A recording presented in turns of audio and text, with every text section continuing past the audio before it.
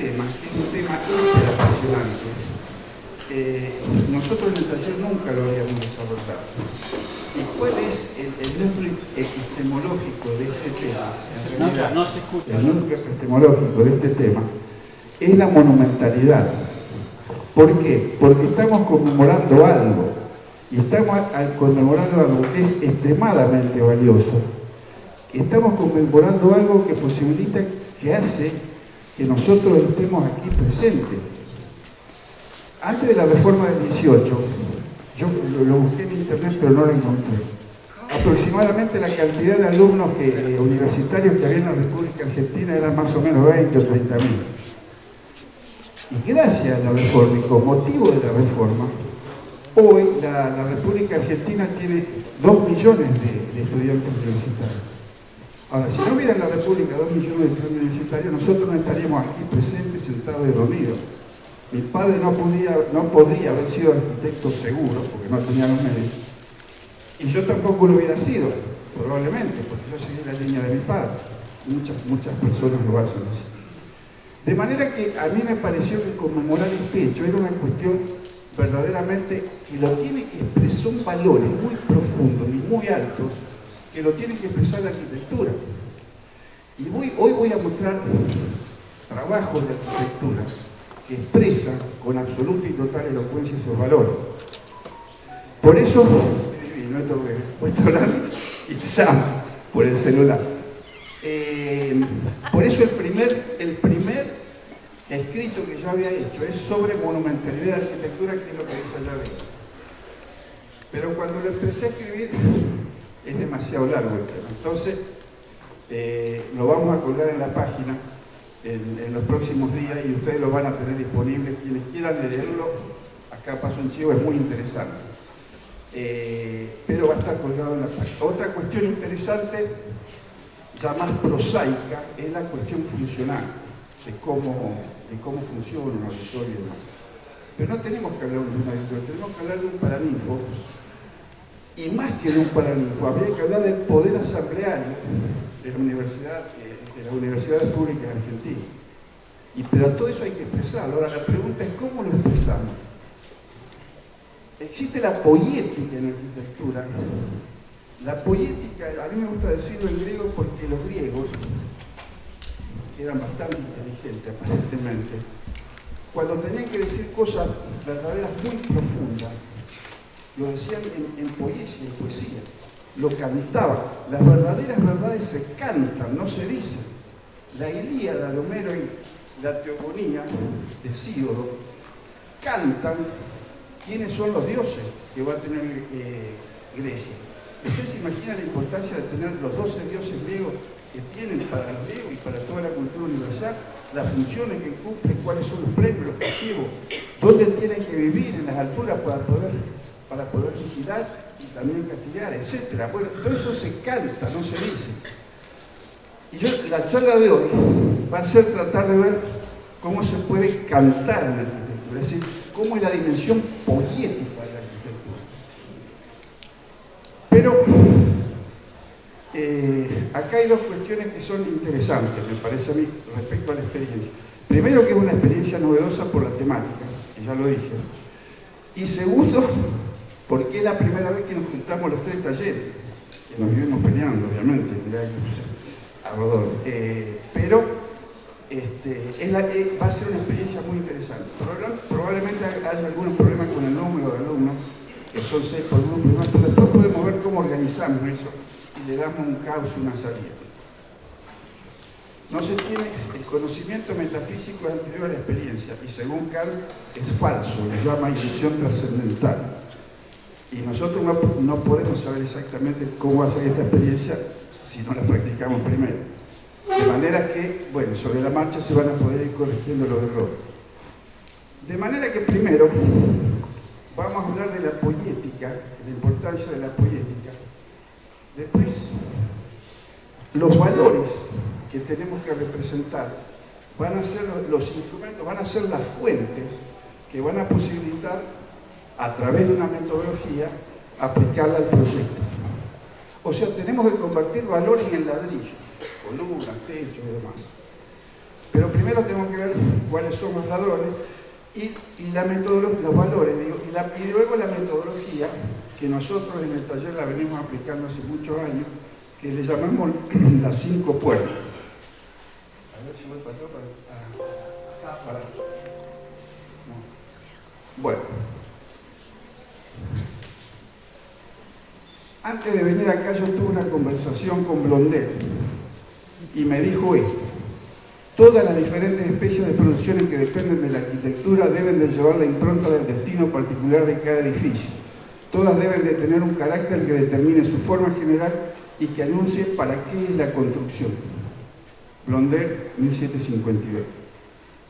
Bueno, era un profesor de la Real Academia de Arquitectura y es eso que él dice. El pensamiento de Blondel se llama doctrina de la caracterización de los edificios. Uno de sus alumnos, Boulez, que fue... No, me equivoqué de botoncito. Boulez, no sé qué se pasó solo. ¿Qué está haciendo? Una quinta columna. Pónganse de acuerdo. Bueno, Boulez, que vamos a ver algunas obras también de Boulez, hablaba de la arquitectura parlante. La doctrina de la caracterización de los edificios genera la arquitectura parlante. Por ejemplo, lo bello podía ser elegante, agradable, sublime. Se pueden dividir por el peso, grave y ligero, por las emociones, alegre y triste, por la formalidad, pintoresco, noble y propósito. Además, la naturaleza es algo importante. Blanquier y Blondel estaban peleados, pero en las ideas generales ilustradas no estaban, coincidían. Porque además de estos caracteres, que se llama doctrina de la caracterización de los edificios, los ilustrados le daban mucha importancia a la naturaleza. Es decir, todos los filósofos de la época, no voy a empezar a nombrarlos porque son muchos, de Spinoza, Descartes, Francis Bacon, los iniciadores de la ilustración, eran todos panteístas y creían que el panteísmo es la creencia de que los dioses, la naturaleza y el universo es todo y una misma cosa. Eso es el panteísmo. Entonces, Laugier, esta es la tapa de un libro donde sostiene el origen de la arquitectura, que es esta señora que está sentada ahí, que me parece sin... Me quedé sin luz.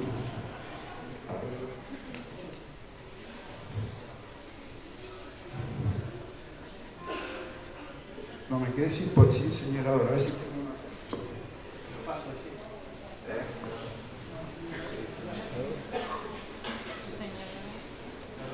No me sé.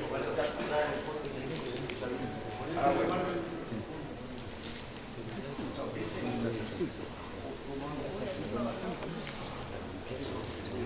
Que me corro otra porque me voy a confundir de... Bueno, vos me pasás porque me voy a confundir de señalador. Viste, siempre hay que tener un segundo por las dudas. Bueno, esta señora es la arquitectura. Las chicas pónganse contentas porque la arquitectura es mujer, no es varón, ojo. Y le indican a este niño por qué las columnas nacen de la naturaleza, los capiteles nacen de la naturaleza, que son las primeras ramas, los entablamentos, las vigas, etc. Todo nace de la naturaleza. Entonces estamos hablando de la caracterización y de la naturaleza.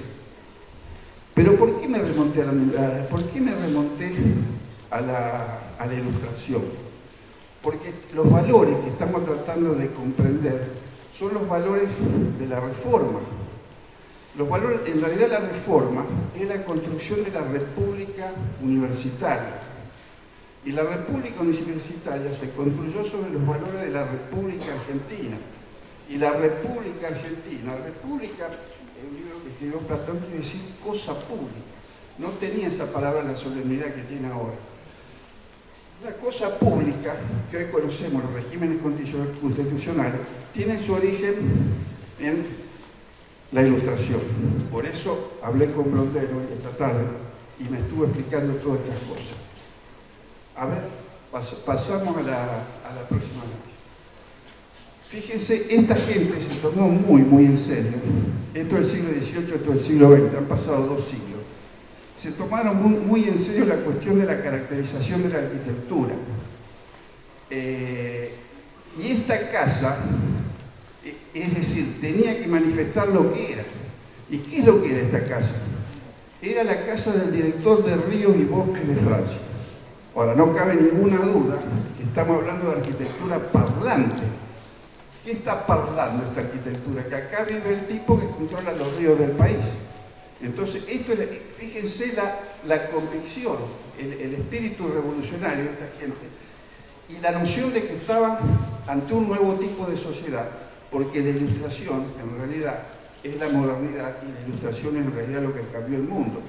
Y el mundo cambió en todos los aspectos culturales, en todos los aspectos artísticos, y ese cambio también se tiene que traducir en la arquitectura. Ahora, esos cambios en la arquitectura la traducen solamente, lo pueden hacer hombres que son geniales. Por ejemplo, estamos hablando del siglo XVIII, y esta arquitectura, por ejemplo, eliminó el ornamento. Fíjense estos planos lisos. Imagínense un plano liso en el siglo XVIII. Lo pudo hacer Ray, por supuesto, en el siglo XX, pero en el siglo XVIII estos pioneros se atrevieron a hacer cosas que en su momento las consideraron absolutamente alocadas y por lo tanto no pudieron entrar en los medios académicos y demás. No tuvieron ninguna suerte de prosperar porque si no, no hubiéramos tardado del 18 al 20 para hacer cosas que son parecidas. Y el concepto de la naturaleza, había dicho que estaba en la religión, el panteísmo, pero también está en todas las constituciones. Todas las constituciones contemporáneas dicen en el preámbulo que la naturaleza, por naturaleza los hombres nacen libres e iguales, no porque el rey les dijo que tenían que hacerle, la naturaleza que al mismo tiempo era Dios para los panteístas, y tienen derechos que son inalienables: la vida, la libertad, la igualdad, la propiedad, la presunción de inocencia y así. No me voy a detener en esto, pero es muy interesante. Pero de todas maneras, la impronta de la naturaleza se presenta claramente en los pensadores, en los arquitectos ilustrados y en los arquitectos fantásticos del siglo XX. Esta, para muchos arquitectos, es la obra más importante del siglo XX, fue hecha en 1932. Y las analogías, bueno, no sé si ustedes las pueden ver, si son evidentes o no son evidentes. A ver la próxima. Ahí no la puedo pasar yo.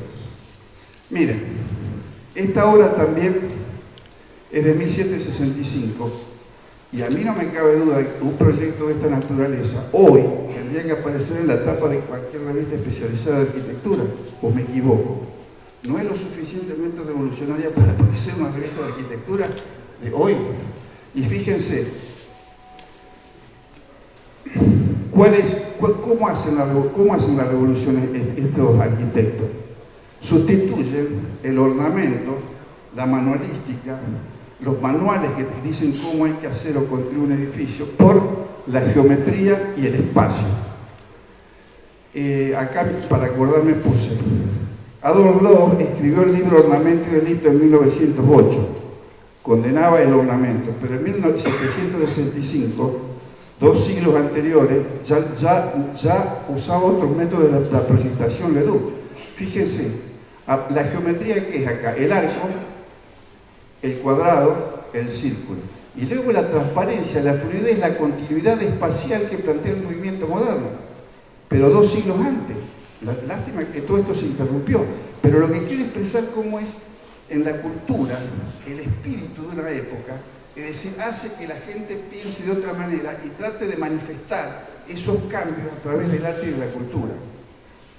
Pero bueno, las similitudes con nuestro amigo William son impresionantes. La naturaleza que venimos hablando, fíjense los árboles, acá están todos los árboles acá, las transparencias, y luego la figura geométrica, el arco, que si lo medimos tiene la misma flecha que esta, y el rectángulo apoyado sobre ese arco. En este caso, en lugar de un rectángulo, es un cuadrado y demás.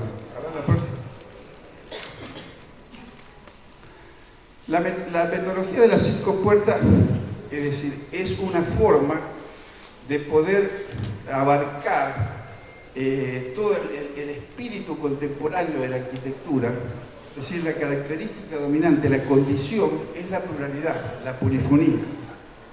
Pues porque triunfó precisamente el espíritu de la ilustración que exaltan los valores individuales y personales y la libertad creativa y el conocimiento científico por sobre cualquier otra condición.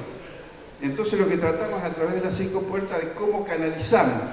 Las 5 puertas en realidad es una clasificación de las cosas que, por supuesto, como toda clasificación es arbitral. A ver, pasa la puerta. Esta puerta es lo suficientemente alta para poder pasar.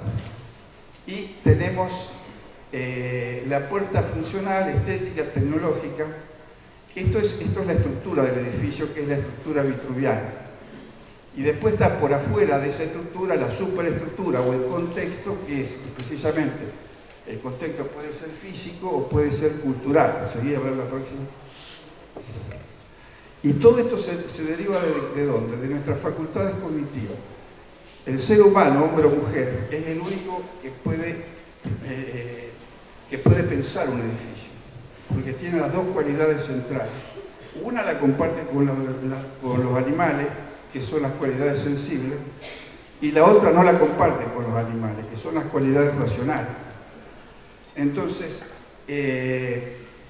esa pluralidad existe porque existen distintas combinaciones y distintas potencialidades de cada una de estas condiciones. Las dos mezcladas producen el conocimiento práctico, que es la interacción entre lo racional y lo sensible.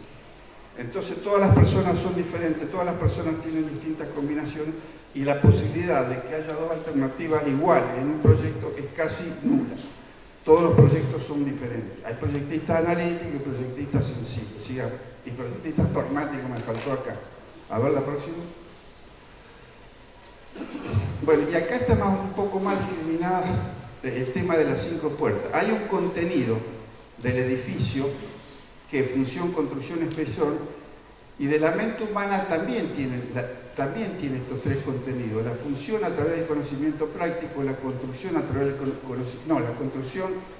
través del pensamiento inteligible y la expresión a través del pensamiento sensible. Pero este recorte que hacemos es cómo aparecen todas las funciones del texto arquitectónico y del contexto arquitectónico vistas desde el sujeto cognoscente, pero vista solamente desde lo poético, no desde otro lugar. Ese recorte es poético, porque es lo que vamos a hablar ahora. El recorte poético se pregunta, ¿de dónde sale la forma a través de la función? ¿De dónde sale la forma a través de la construcción? ¿De dónde sale la expresión a través de la expresión? Ahí es autónomo, ahí coincide la expresión con el sujeto cognoscente que está pensando desde lo sensible. ¿Y cómo aparece lo físico, el contexto físico en lo poético, o el contexto cultural en lo poético, que es lo que vamos a ver hoy? Sigamos. La próxima. Bueno. Esto es una puerta comprada en Giacomo. La puerta funcional, bueno, cuando se habla de la forma sigue la función, hay un gran arquitecto que se llamó Louis Sullivan. Es anterior a la primera generación. Wright y Sullivan son anteriores a la primera generación de arquitectos que son Le Corbusier, Mies y Gros. O sea, él antes de la arquitectura moderna estamos hablando. Y él en 1895 escribió un artículo que se llama El edificio en altura artísticamente considerado, en donde dice que la estética del edificio sale de la función que alberga dentro. Y se quedó el famoso eslogan: la forma sigue la función. Si la forma no cambia, si la función no cambia, la forma no cambia. Ese es el axioma de Sullivan. Y vemos acá cómo la función tiene una manifestación poética determinada. Los constructivistas fueron extremadamente innovadores en estas cuestiones. Y yo traté de seleccionar obras que tengan que ver con auditorio, para que les pueda tener una referencia más próxima a lo que es un paraninfo. Un paraninfo es más que un auditorio. Un paraninfo es un lugar donde se celebran un conjunto múltiple y variada de actividades, como lo expresó Sergio el otro día. Por ejemplo, se hacen debates presidenciales, cosa que es mucho más que un auditorio. Se redactó la Constitución, reformas de la Constitución Nacional. Bueno, y acá vemos cómo la forma del auditorio determinada por la pendiente del piso. Fíjense cómo aumenta la curva de piso, generalmente se resume en polígonos simples, en líneas rectas. Acá la resumió en 2 líneas rectas y la de mayor pendiente es la que muestra allá arriba. La escalera, que es un elemento vertical, es decir, el vacío que la contiene no tiene solución de continuidad. Es una sola cosa, desde arriba debería ser hasta abajo, bueno, pero es por lo menos hasta este nivel. Pero claramente estos antecedentes luego se van tomando y Stirling, Leicester, que es una ciudad inglesa, hace este edificio que es maravilloso, en donde se ve claramente cómo se manifiesta la función a través de la forma. Pero los constructivistas hablaban también de dinámica, movimiento y cambio. Para contradecir la arquitectura clásica es exactamente estabilidad y permanencia en un lugar. Y esa dinámica, fíjense que cómo la manifiesta Stirling, la puedo hacer mejor que Menrikov, porque pone los dos auditorios en distintos niveles. Entonces le dan un sentido de giro de rotación ascendente. Giro y rotación ascendente, que es el movimiento que busca la modernidad. En oposición al clasicismo, porque los dioses terrenales no suben ni bajan, están permanentemente clavados, diría yo, en un solo lugar. A ver la próxima. Bueno, esa es la función determinando, expresando su cualidad en un espacio cerrado. Ahí dice cuál es el edificio. Sigamos. La misma función, expresando también en un espacio cerrado, en el Auditorio Nacional. Por supuesto que todas estas obras, digamos, planteos o ideas, puntos de partida tan digamos, disruptivos, tienen sus antecedentes. Una forma, contenido de otra forma, se está apagando. Este también tiene el antecedente en el terpeto de Bramante, o sea, viene esa idea, una forma interior contenida dentro de otra forma que la envuelve. Ya lo había hecho Bramante en el Renacimiento, pero por supuesto con otras características se recrea permanentemente, como lo vimos en el edificio anterior de Mario Roberto Álvarez, y en este del arquitecto Varas, que es profesor de nuestra casa. A ver la próxima. Fíjense, nadie puede dudar que esto es un auditorio, que esto no puede ser una oficina. Es decir, el hecho de que todas sus paredes estén cerradas para que el sonido no pase ni entre, no pase de adentro para afuera ni de afuera para adentro. Es decir, la curvatura de piso y un conjunto, este elemento que van a buscar servicio hacia abajo. No cabe la menor duda que es un auditorio. Entonces el concepto de identidad es muy claro, pero además ahí le puse singularidad, unidad y exclusividad. La forma sigue a la función, sigamos. De eso estamos hablando. Y genera la poética arquitectónica, porque no lo hace porque si yo pienso que la función tiene que funcionar, me estoy tomando del objeto lo funcional y del sujeto también lo funcional. Si yo digo la función, la estructura del edificio tiene que soportarlo, pongo al sujeto y el objeto en la misma sintonía. Pero acá la sintonía del sujeto es lo poético, entonces estamos tratando de ver cómo se llevan las cosas a la cuestión poética. También en la puerta tecnológica. En la puerta tecnológica, para llevar la tecnología al mundo de lo sensible, hay que producir generalmente se producen ciertas distorsiones. Porque no es porque la tecnología por la tecnología es una columna y un techo se terminó. Pero si le quiero dar un carácter poético, por eso acá le puse que no se debe entender como la culminación de la racionalidad tecnológica, sino más bien como una retórica persuasiva que exalta la desmesura superadora de los estándares o condiciones normales. Por ejemplo, el semafé. Son columnas de cuánto tiene 70 metros de distancia entre los apoyos. Es una desmesura, una exageración. Vamos a ver algunos trabajos que son así, otros que no. No todos necesariamente.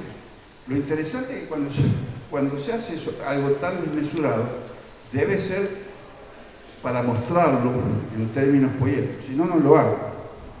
Y el problema del semafé es que está escondida esa estructura. A ver la próxima. Fíjense, acá Le Corbusier no esconde nada. Hoy estábamos hablando del concurso del Palacio de los Soviets, fue muy importante, porque era el primer edificio que tenía que expresar el primer Estado socialista del universo. Y esta obra hubiera estado destinada a ser un monumento, un verdadero monumento de la arquitectura, y lamentablemente no se construyó. Si lo hubieran elegido como primer premio, que mucha gente coincide que debió haber sido el primer premio, participó Mendelssohn y muchos arquitectos de renombre de la época, pero este es probablemente el más audaz, el más creativo, el más singular. Bueno, pero acá se ve claramente que la estructura genera la poética y la estructura es el elemento dominante. Este arco que aparece acá, los arquitectos al tener que inventar un lenguaje nuevo se apoyaban en los ingenieros. Hay un ingeniero que está mostrado en estos dibujos de acá abajo, que se llama Freycinet, que hacía estas estructuras muy parecidas, por supuesto que Corbusier nunca lo mencionó a Freycinet, pero el antecedente siempre es de la ingeniería. Cuando hablamos de estructura, el paradigma, el edificio paradigmático es el Crystal Palace de 1850 de Paxton, en donde la estructura genera la poética total del edificio. Pero bueno, acá está tomado de los bancos de los hangares, pero fíjense, no se puede señalar más, se termina esto. Este es un lugar de congregación, no sé si llamarle auditorio, pero es para 15.000 personas, y este es para 3.000 más o menos. Ustedes tienen que trabajar con la tercera parte de esto, con 1.000, y eso, bueno, con la 15ª parte. Pero bueno, la estructura es claramente el vehículo que genera y que posibilita y que potencia la articulación de un lenguaje arquitectónico que tiene que ser novedoso, que tiene que marcar los nuevos caminos que debe recorrer la modernidad. Ese es el desafío de estos grandes artistas que escribieron el lenguaje de la arquitectura moderna. Sigamos. Bueno, acá tenemos en la Argentina también lo tenemos a William, que siempre expresa de distintas formas la estructura. En este caso, las estructuras con formas de doble curvatura son muy delgadas y muy económicas. Fíjense en el corte la delgadez que tienen para una obra monumental, que como dije, siempre tomamos auditorios, para que ustedes se vayan empapando de la importancia y de las extraordinarias posibilidades plásticas que tiene el desarrollo de un auditorio para una multiplicidad, por una cantidad de personas tan grande. Luego, Eero Saarinen trabaja con estructuras tensadas, no iba a decir pretensadas, otra cosa, estructuras tensadas que generan una forma particular, que es la catenaria, o algunos eligen la parabológica hiperbólica, que tiene que ver con el hecho de que al seguir las fuerzas de la gravedad, la estructura es muy liviana y es muy económica, y además al seguir las fuerzas de la naturaleza tiende a estar en equilibrio con la naturaleza y por lo tanto ser armónica y agradable, tener esas cualidades. Bueno, acá tenemos, ustedes probablemente aparezcan proyectos de estas características. Esto tiene 2 mástiles para sostener una viga central y de ahí aparecen las cubiertas tensadas, y este tiene uno solo. Se elevan esos mástiles y de ahí se toman las cubiertas, porque además las características significativas y o monumentales del edificio son mayores cuanto mayor es la altura que se ocupa en el espacio. Por eso Julio decía que lo bajo es malo. Por ejemplo, el pozo no debería llamarse pozo, porque por convicciones religiosas y demás siempre lo bajo es malo. El profesor acá tiene que tener una tarisma, porque soy mucho más importante acá arriba que allá abajo. El problema es que no puedo ver la lámina. Sigamos.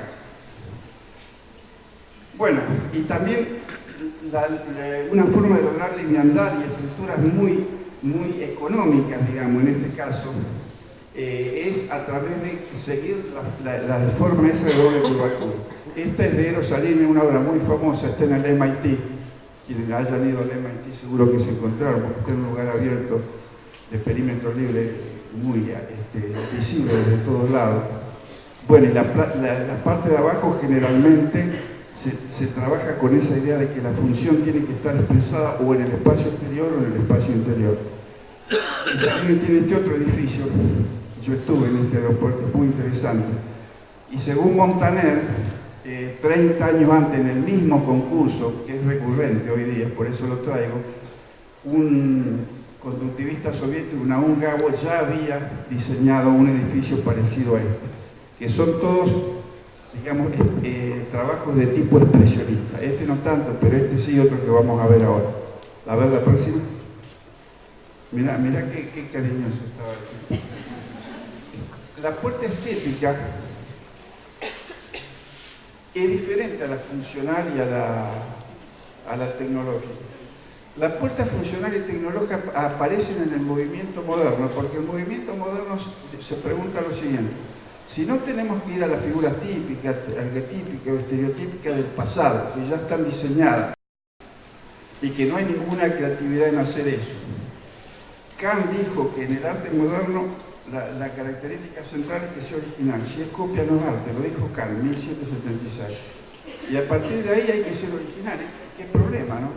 Entonces, ante ese problema bastante grave, es decir, el sujeto se encuentra a sí mismo y el sujeto se da cuenta que tiene que ser diferente a los demás. Ya lo vamos a explicar después cuando hablemos del estatuto universitario y del documento preliminar, de la reforma, de todas estas cosas.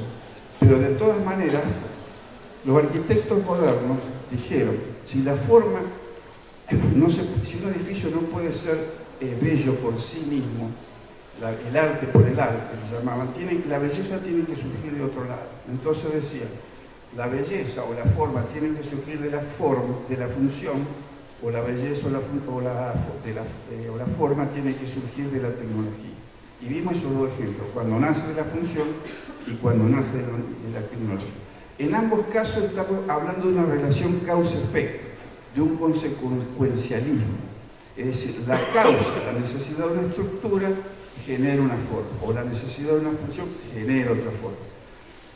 Pero la cuestión autónomo independiente dice, el arte por el arte es válido, la forma por la forma en sí es válida, que era la arquitectura parlante cuando empieza la ilustración, de Blondel o de Logier, o de Boulet, por ejemplo, Ledoux.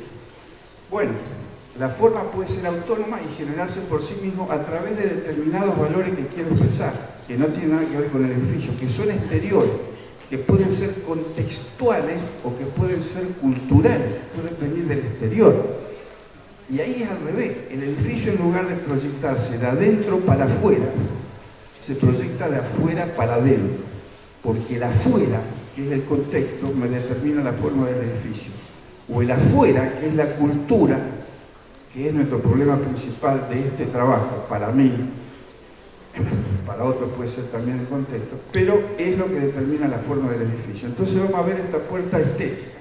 A ver, fíjate si es estético o no es estético. Esta obra de un arquitecto de Dinamarca que se llama John Untro ganó un concurso gracias a que el miembro del jurado era Eero Saarinen. El trabajo de él no entró dentro de los 10 primeros candidatos, pero cuando lo vio Saarinen, que también era expresionista, lo rescató y terminó logrando que se le diera el primer premio.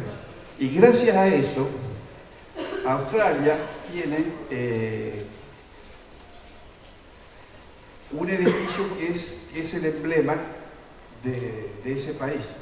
Es como el puente colgante para nosotros. Es una imagen que ha recorrido el mundo, que está en lo que le gusta mencionar a Julio, que es la posición aislada. Es imposible imaginar, esto está en la bahía que da al Pacífico, una posición aislada más generosa que esto. La posición aislada genera permanencia y persistencia de la imagen durante mucho tiempo, o sea, se nos graba para siempre y con mucho mayor facilidad por la permanencia y por la persistencia. Porque esta posición aislada de la bahía, que no me acuerdo qué nombre tiene, es a 270 grados. Pero los otros 90 grados acá está la tierra, porque se accede por ahí. Pero en la tierra también son grandes plazas abiertas y parques que generan una posición aislada generosa y amplia de 360 grados. No se olviden ustedes que la importancia, por ejemplo, No es lo mismo, fíjense estas columnas. ¿Por qué están en la posición aislada? Porque la posición aislada hace que la columna sea una verdadera columna. Una verdadera columna es aquella que está en una posición aislada. La tienen que separar de la pared. Si no, pasa a ser una pilastra, pasa a ser cualquier otra cosa. La posición aislada es algo muy importante en arquitectura. Y ustedes ya vieron el terreno. El terreno que tienen les posibilita una posición aislada muy generosa.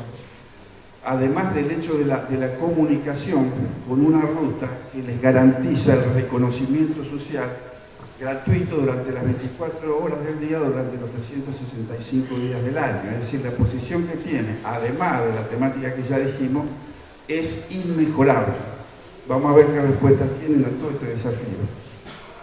Otro edificio que nace por sí mismo de la forma, que es autónomo, es este de Frank Gehry, en donde, bueno, yo creo que Le Corbusier, si ve esto, se desmaya, pero él decía: la arquitectura es el libro juego de los volúmenes bajo el sol.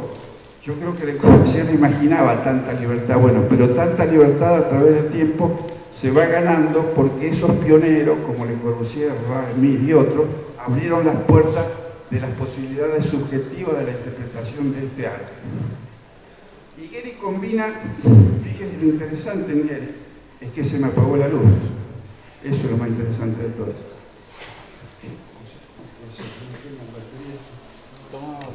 A ver, mira, se ha consumido.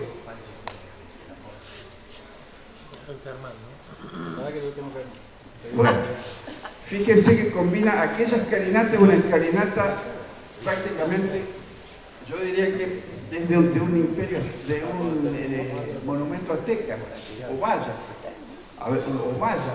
O sea, algunos conceptos de la monumentalidad no pueden ser alterados. Es más, en la combinación derrutida de componentes de distinto orden, la aparición de un elemento clásico, no solo que desordena el trabajo, sino que mira, este tiene una potencia impresionante, sino que le agrega complejidad y le agrega contradicción, que son los elementos que estamos buscando acá. Y acá, hay alguien que está, que lo arreglaste, bueno, tenemos que tener 10 o 15. Bueno, las funciones complementarias están por aquí, que son todos estos elementos, no las usa para expresar la forma, sigue la función, acá hay una forma diferente, fíjense, no, lo usa para una idea general que es única e integradora y las deforma, las distorsiona, las rompe, hace lo que quiere para expresar una idea genérica, pero no es que la forma siga esta función, las funciones se adaptan a la forma, es exactamente lo contrario. Y el partido nace de afuera para adentro y no de adentro para afuera. El otro hecho a destacar, pero observen este elemento monumental de los mayas, porque en el otro trabajo, me olvidé de decirlo, de Uso también está esa dicotomía. Los arquitectos de la tercera generación comienzan a integrar la disrupción de la modernidad con elementos clásicos y generan una arquitectura mucho más rica, mucho más interesante y mucho más diversificada que si somos demasiado y extremadamente dogmáticos. Y eso es también lo interesante, es decir, ¿cómo genero la entrada? A ver, le pongo un cartel que diga una flechita que diga entrada, ahí como esa de salida, mira. No, esa de salida me dice dónde está en términos funcionales. Pero ¿qué le falta? La poética que me cante como la arquitectura parlante de Ledoux Goulet, que me diga con toda y absoluta claridad, yo me olvido ponerme el micrófono, ¿dónde está la entrada? Ahora, ustedes saben dónde está la entrada y cómo me puedo equivocar. Ahora le puse un cartelito acá, esta es la entrada. A ver, vayamos a la próxima. Y esa monumentalidad es clásica. La puerta contextual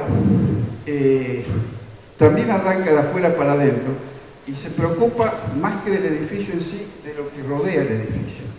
Y lo que rodea el edificio puede ser natural o artificial. A ver, pasar a la próxima.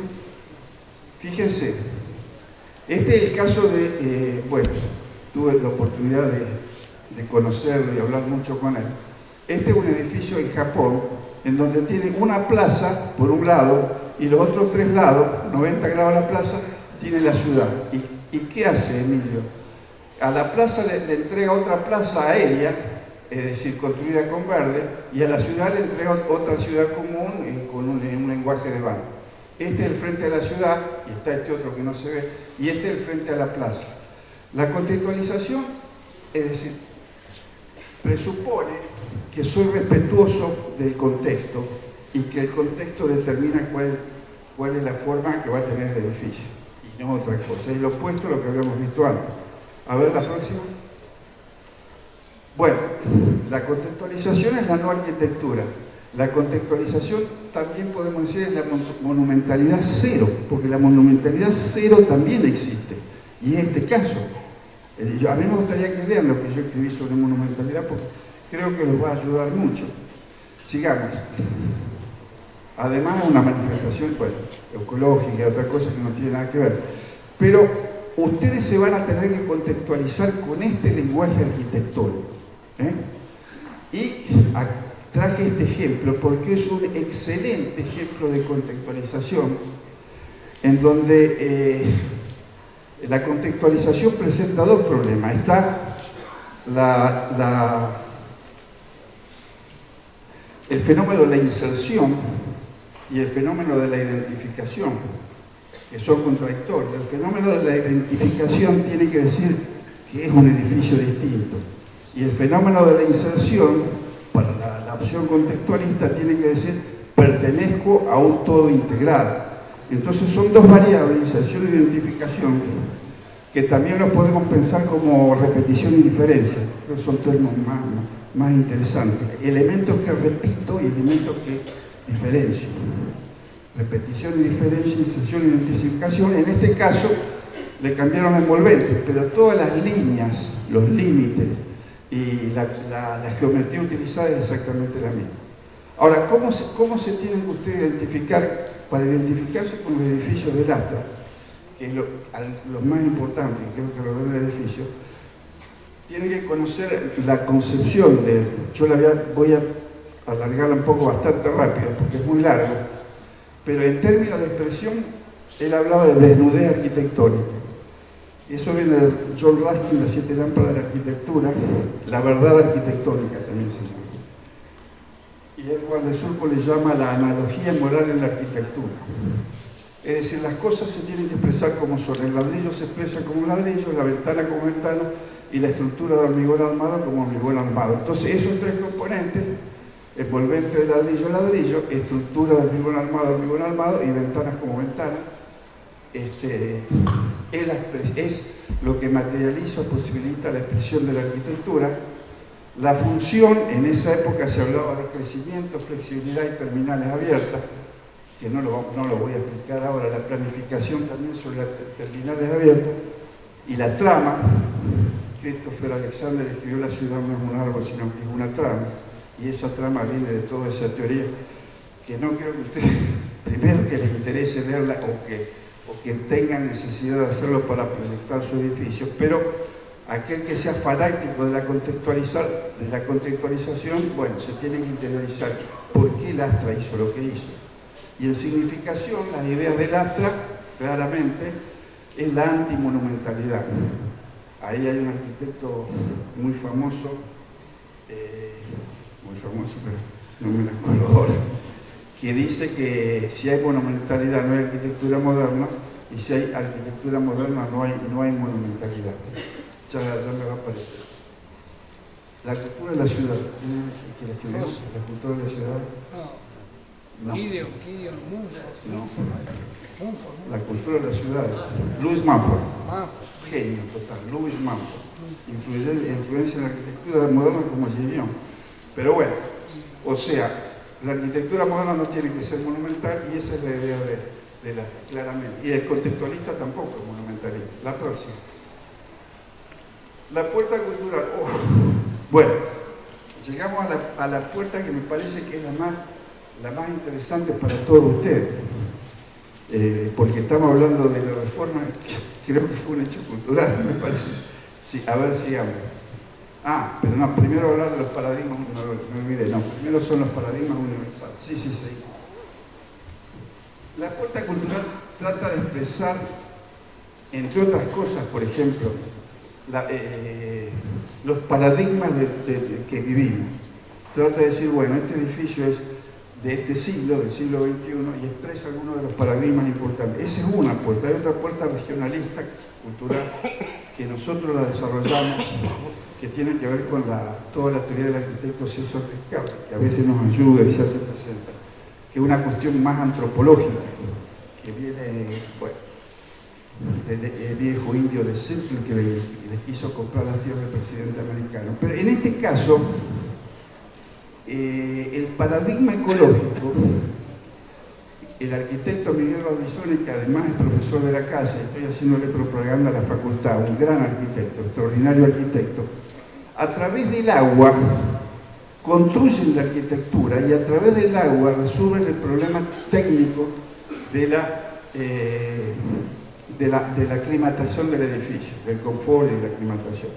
O sea, el agua es el mismo elemento que por un lado resuelve la cuestión técnica ambiental y se expresa lo expresa en términos poéticos de una manera absolutamente elocuente y contundente. Acá vemos una simbiosis entre lo que es lo ambiental y la expresión, incluso pedagógica, de que somos responsables y le explicamos a la gente a través. Estos edificios son como un gran cartel que le explican a la gente, bueno, el problema, la gente se pregunta, bueno, el problema ecológico existe y demás. Sigamos a la próxima. Este muestra dos paradigmas de lo contemporáneo. Por un lado, tiene paneles solares que se cargan de día y por el otro lado, manifiesta la cultura de la comunicación. Como decía Marshall McLuhan, que es el gran teórico de la comunicación, el más influyente, en medio del mensaje, ¿qué quiere decir? Hablamos más del edificio que produce el medio que del mensaje que produce. En este caso es clarito eso, la idea de Marshall McLuhan. Sigamos a la próxima. Pero no vamos a explicar en detalle cada uno. Mirá, lo efímero, la modalidad fluida, la modalidad líquida de Bauman, por ejemplo. Pero esto coincide más con el pavor que le daba a Carlos Marx los cambios de la sociedad moderna, lo manifestó con la idea de que todo lo que es sólido se desvanece en el aire, buscando la sociedad perfecta al final de la historia, que por supuesto es inmaculada, incólume y no se deforma nunca más. Se llama fin de la historia. Pero el fin de la historia la humanidad no tiene, y los que le tienen pavor al cambio, bueno, van a tener que cambiar de parecer, porque el cambio es permanente, y la única constante que tiene la modernidad es el cambio. Y este edificio pienso que está expresando eso. Fíjense que es una nube que aparece y desaparece en forma instantánea y tiene la característica exactamente de eso, de lo efímero. Mirá si es una editorial de este tipo, ¿qué pasa cuando llueve? Es para hacer exposiciones abiertas al aire libre y que las visuales tengan un punto final, porque cuando las visuales no tienen un punto final limitante, la característica de la exposición se pierde, la condición de la exposición se pierde. A ver la próxima. Bueno, esto es lo mismo, nuevamente lo del tempiento de Bramante, la idea magistral de Bramante, una forma dentro de otra forma, una forma perfecta o geométricamente pura dentro de otra geométricamente compleja, irregular. Nuevamente el hall central, acaba de haber muchos que van a hacer, es decir, manifiesta los avatares funcionales y la complejidad de diseñar un auditorio de estas características, y suben con escaleras mecánicas que, bueno, si la idea tiene la contundencia de estos trabajos, vamos a tener que emitir las escaleras mecánicas, valen $50.000. La próxima. Bueno.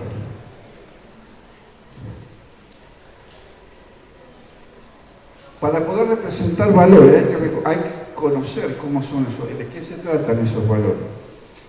Y esos valores voy a tratar de explicarlo, no es sencillo de explicar, pero voy a tratar de hacerlo. Estamos hablando de los valores de la reforma universitaria, que a partir de ahí se creó la Universidad del Litoral un año más tarde.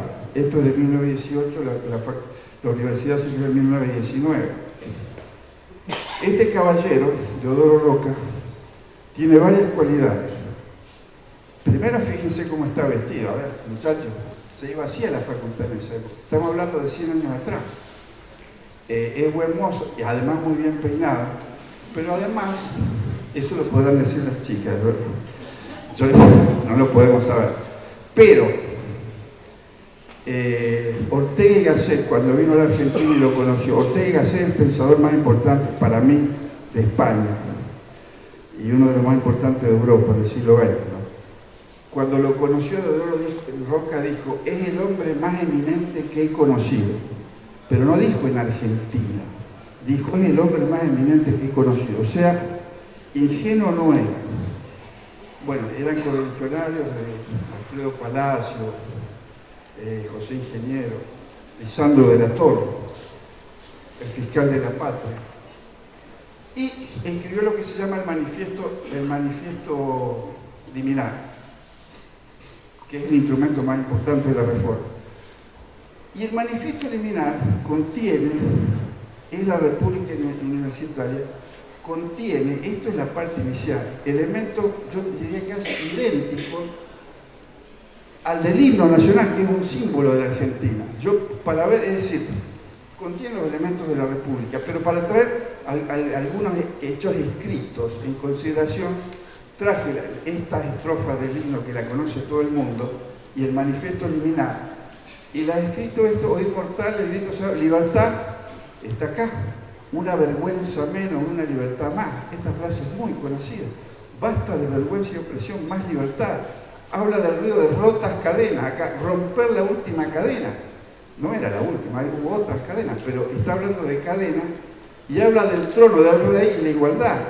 En contra del trono, el himno propone la igualdad ante la ley, no mediante la ley.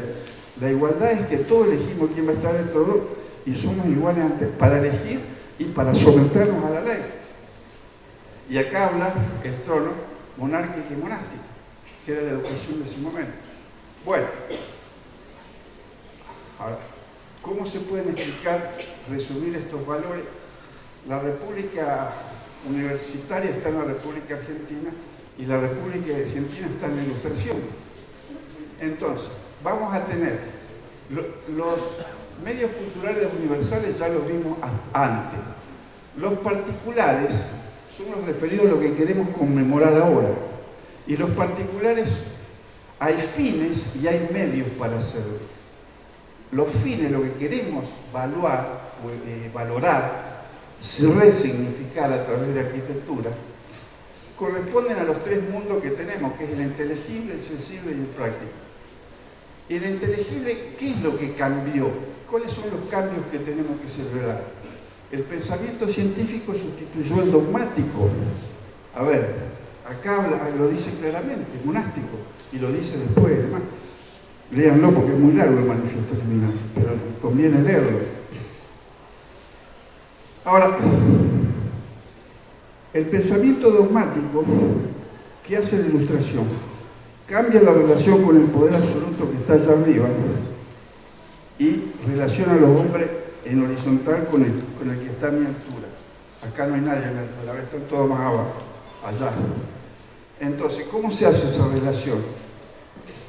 En el mundo de la ciencia, mi propuesta tiene que poder ser refutada por el otro. ¿Cuál es el papel del otro? La refutación.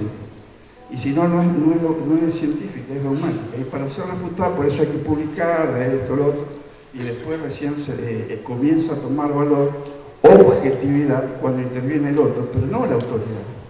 Pone a los hombres de igual a igual. La Ilustración y todo esto que estamos viendo acá. En el mundo sensible, también los cambios fueron muy profundos, porque el arte, hasta la Ilustración, eran ser fiel, tener fidelidad a los manuales, a lo preexistente, a lo que existía. En el Renacimiento comienzan a ver, cuando los cambios del Renacimiento tratan de ocultar, dicen, no, esto está fiel como se tiene que hacer, pero así me cambio, porque ya la nueva época estaba naciendo. Y en la Ilustración, bueno, no, el que no hace cambio no es original, no es creativo, no es arte. Si usted copia, señor, no es un artista, es cualquier cosa, pero menos un artista. Fíjense, esos cambios son muy grandes. Y en el mundo práctico es lo que hacemos, la ética y la poética. Ética en griego quiere decir acción, y poética producción. Lo que hacemos y producimos. Ahí podemos, eso, lo que hacemos lo podemos hacer por nuestra cuenta, que es la anarquía, por acción, por elección. Yo si no puedo hacerme mi jugo de naranja, elijo quien me lo haga, o por coacción. Primero impone a través de una caja que me mandan a mi casa, lo que fue. Entonces está la acción, la elección y la coacción. No hay más que eso. Entonces, en el mundo práctico, el absolutismo era un régimen absolutista y coactivo. En la modernidad, en todos estos valores que estamos hablando, lo práctico se resuelve a través de la elección. Si no hay elección, no estamos hablando del mundo moderno. En la ciudad, lo público que se llama política es por elección. Elijo al intendente, al concejal, a quien sea. Y en el mundo privado se llama democracia. En la ciudad se llama capitalismo. Ahí incluye, la economía incluye otros aspectos. Elijo el cabecero, el verdulero, todo lo demás. Si no lo elijo, no hay libertad. Y en la universidad lo mismo.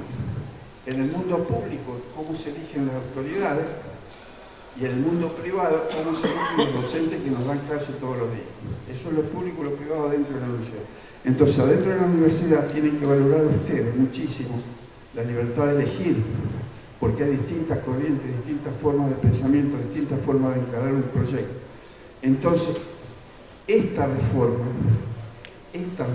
instaló la libertad de cátedra. O sea, yo, igual que ellos, o cualquiera de nosotros, le puede dar cualquier orientación al pensamiento que vamos a dictar en la cátedra. Eso se llama libertad de cátedra. Y por otra parte, el alumno, que tiene que escuchar lo que yo digo, me tiene que poder elegir también. O sea, la libertad de elección es doble. El docente de elegir su propio camino, su propia orientación, su propio enfoque, su propia ideología, que acá somos todos diferentes, y el alumno, de poder coincidir con ello o no, también tiene que tener la posibilidad de elegir. Y en estos talleres es fantástico que exista esa posibilidad de elegir, que es tripartita. Hay inclusive más de 2 opciones, hay 3 opciones.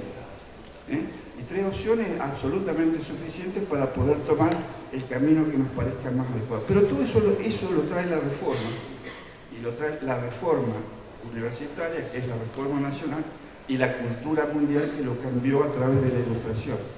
Bueno, pero los medios para expresar estas cosas son, yo tomé una división de Charles Sanders Peirce, que pueden ser icónicos, indicativos o simbólicos. Porque la arquitectura parlante se expresa a través de la figura. Y hay de esos 3 tipos. A ver, pasa a la próxima, a ver si nos entendemos. Bueno, el estatuto, me olvidé de esta historia, que los derechos individuales, porque ahora la universidad tiene un estatuto nuevo, no sé si tiene 2 o 3 años, no me acuerdo. Y el estatuto amplió los derechos individuales a los sociales. Estos son del 18, estos son del 19 y 20, y luego los universales son del 20 y del 21.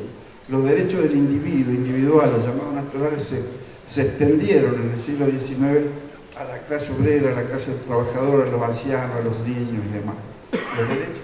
Y después, los de la mujer y de los grupos especiales tienen que ver con los individuales, porque es una elección individual. Viene de John Locke. Esa historia sería muy larga de explicar. Pero después están los universales, que es una extensión, no solo en la cantidad de habitantes que incluye, sino que además incluye otras especies y la naturaleza en general, pero además incluye la cuestión temporal, no solo para nosotros, sino para los que nos van a suceder. Este es el más importante de todo, y más allá de acá tendríamos que ir a la Luna o a alguna otra constelación para establecer más derechos, pero creo que acá se produce el fin de la posibilidad de que los derechos se puedan extender a otros campos más, digamos, grandes y diferentes a los del ser humano. La próxima. Bueno, acá está Peirce, que hace una división muy interesante. Los signos icónicos son análogos. Por ejemplo, una perspectiva que ustedes hacen un edificio es un ícono, o una planta, un corte que yo les mostraba acá, es un ícono análogo a lo que estoy mostrando. La caricatura de un tipo es un ícono.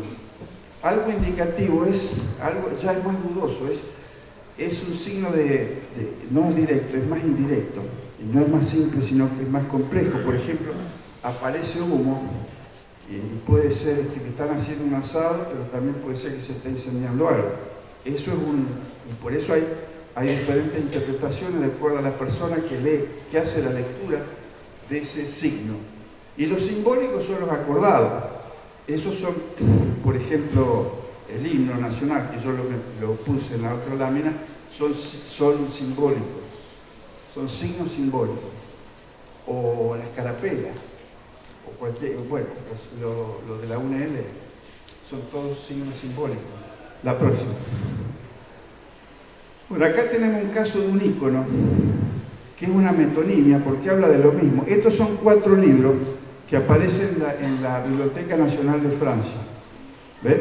Aparecen 4 libros y no cabe duda que esto es una metonimia, que acá se están archivando y leyendo libros.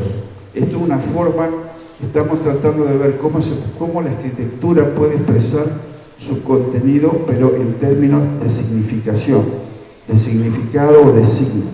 El signo tiene un significante y un significado. El significante es la cosa que habla, que son los edificios, y el significado es lo que nosotros interpretamos. Bueno, esto lo pueden hacer ustedes con el auditorio. No les puedo decir cómo, pero esta es una posibilidad. A ver la próxima. Esto también es un ícono. Esto es claramente un ícono. Es la lectura de primer grado, se la lee como ícono. Frank Gehry, bueno, está tratando de expresar lo contemporáneo a través de un eje de simetría que es muy clásico, pero que con un orden totalmente disruptivo, que por ejemplo combina cosas que hasta este momento eran incombinables. El orden racional con el orden orgánico, con algo que viene directamente de otra disciplina.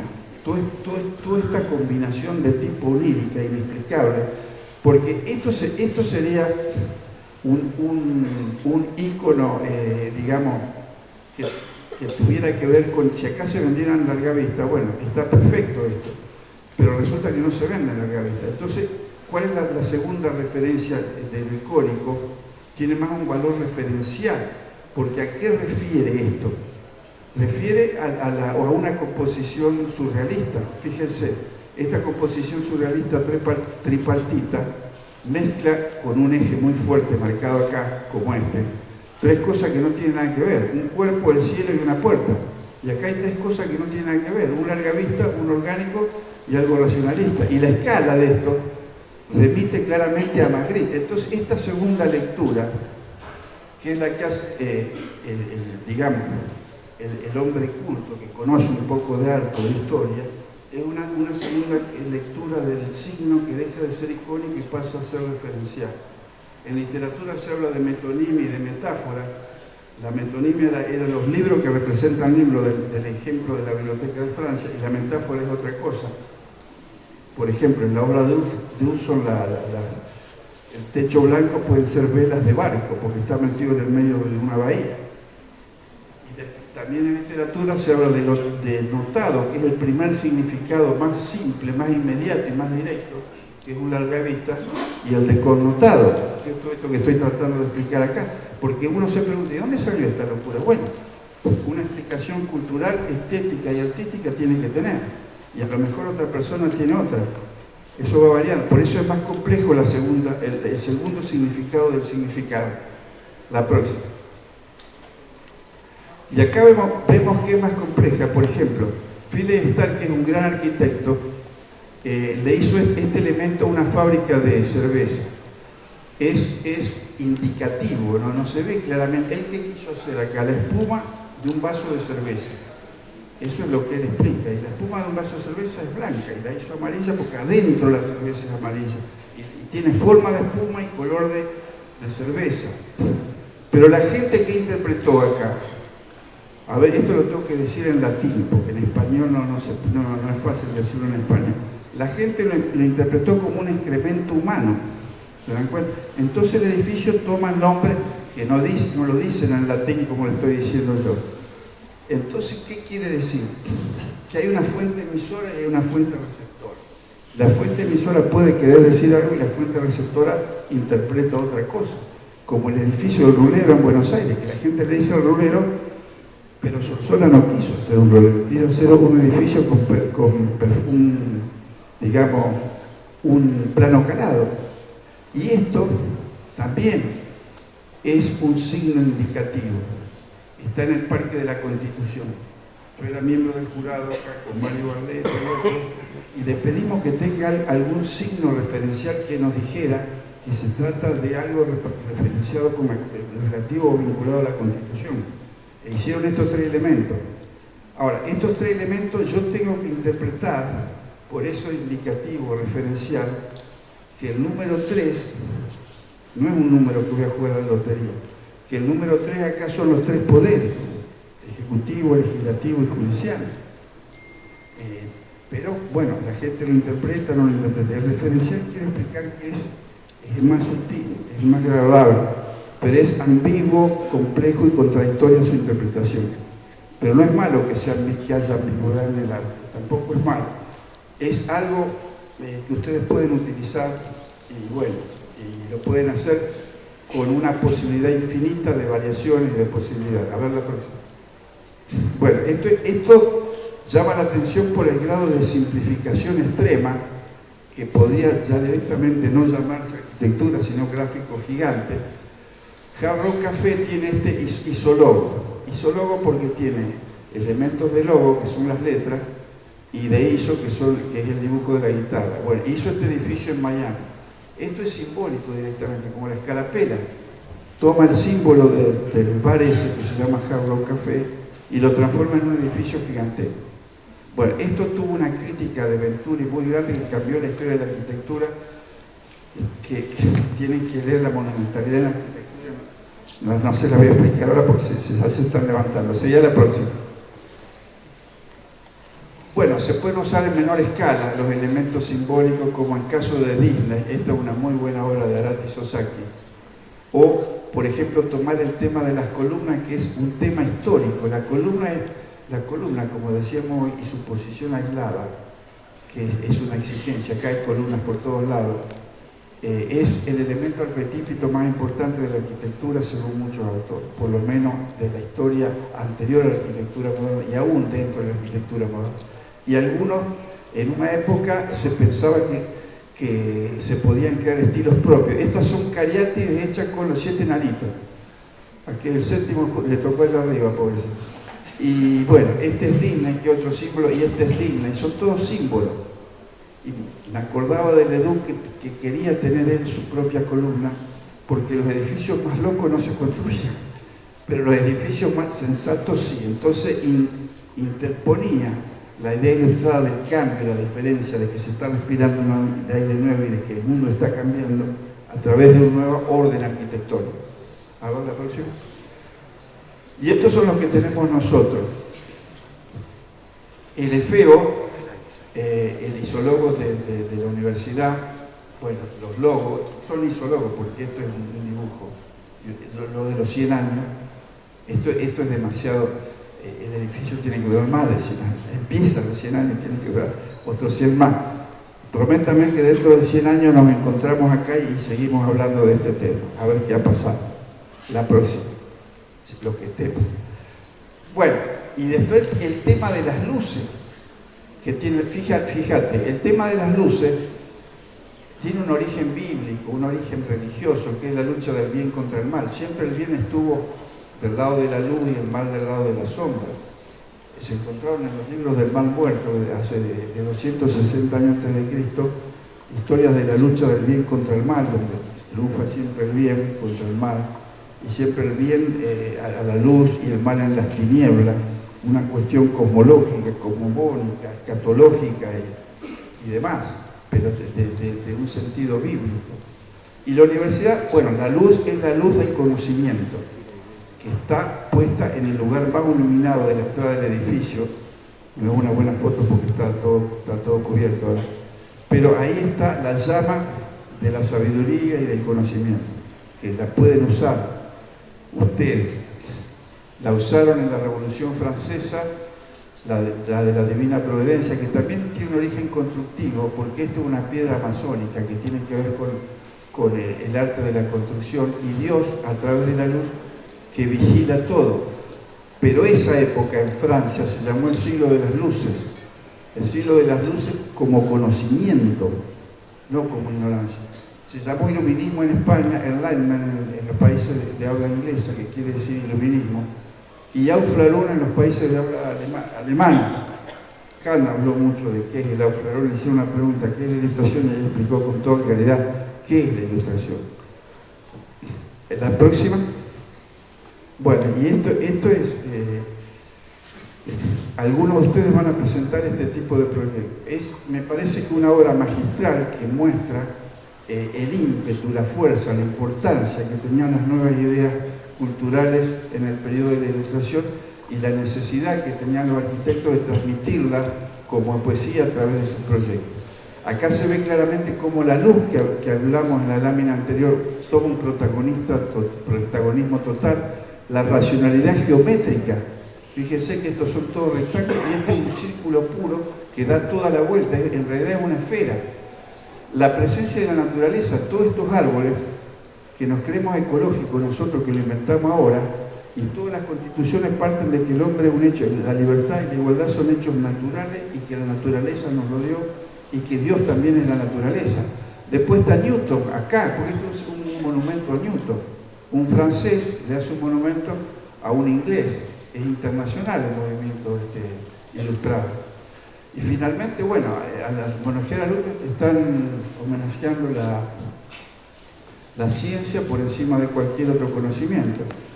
Y es la ciencia lo que ha producido los grandes cambios en el mundo, las grandes revoluciones científicas, tecnológicas que se llaman el invento de la máquina de vapor es justamente en 1776, por ahí. El invento de la electricidad, la segunda revolución, y la tercera revolución es la informática, que ha cambiado, es decir, son cambios abismales que tiene el mundo como consecuencia de estos valores que son los que ustedes tienen que representar ahora y con la calidad de Boulez. Boulez representó la ilustración, para mi gusto, como lo hizo Beethoven con la novena sinfonía. Eso es la ilustración y esto es la ilustración. Bueno, ustedes que tienen que llevar a los ladrillos la reforma universitaria porque se están cumpliendo 100 años. Yo creo que tienen la capacidad de hacerlo, yo creo que tienen también el hecho de que según Schiller la verosimilitud era una condición esencial de la obra de arte, es decir, que estemos trabajando en algo que lo creamos verosímil. Ya, lo sabemos verosímil, porque los 100 años es verdad que se cumplieron si miramos el calendario, y sabemos que la universidad va a tener que hacer un edificio y que puede ser emblemático y nosotros lo podemos proponer como tal. Entonces yo confío muchísimo, el otro día se discutía si están a la altura de estas circunstancias, yo digo que sí, y les veo las caras, y bueno, todo el entusiasmo para hacer algo como hicieron, disruptivo, singular y único, como lo de Boulez. Pero les voy a mostrar algo muy cortito de lo que ustedes va a estar en la página, va a pasar por aquí, que es la mentalidad en arquitectura que había dicho Sergio. Cuando me puse a escribir sobre la condición monumental, bueno, hay medios, que es el objeto significante, fuentes, hay fines y hay antinomias que son muy polémicas y muy interesantes. Serán 20 o 25 páginas. A ver la próxima. Y después el otro, que si necesitan alguna charla en alguna comisión, así, no general así, pero en comisiones particulares, sobre la funcionalidad de la arquitectura. Esto es lo prosaico, lo poético es la idea, lo prosaico que adentro tiene que funcionar. Pero a veces lo prosaico sale la idea, ojo, como en el funcionalismo o en la arquitectura de la tecnología. Bueno, hay cuestiones acústicas, por ejemplo, dónde está la fuente y cómo se produce la primera reflexión es algo central en un auditorio. Si la primera reflexión no funciona, la sonoridad espacial ya la perdí de entrada. Muchísimos aspectos que son esenciales. La visibilidad, lo que determina la curva de piso con las distintas variables, el movimiento de las personas y demás. Las personas tienen que poder moverse y tienen que también poder escapar en caso de un incendio. Como se van a escapar ahora después de estar tan aburridos de haberme escuchado durante ¿cuánto? Una hora. No, una hora es eso que yo más o menos estimaba. Bueno, No sé si les puede servir para algo. Nosotros usamos las 5 puertas como un elemento motivante, que los pueda movilizar, que los pueda hacer pensar en la temática que hemos estado tratando de abordar. No sé si alguien quiere hacer una pregunta o cuestionar la ilustración. La ilustración tuvo embate en la razón humana, la racionalidad y la ciencia tuvieron embates desde el primer día. El primer embate viene nada menos de un pensador brillante, inteligentísimo, que fue Jean-Jacques Rousseau, que propone la vuelta a la naturaleza. La ilustración incorpora la naturaleza y los derechos naturales como centrales importantes. Pero Rousseau quería volver a los orígenes, porque decía que la cultura pervierte y es viciosa y la naturaleza es virtuosa. Y bueno, volver a los hechos naturales. Bueno, de eso se puede hablar muchísimo. No creo que sea una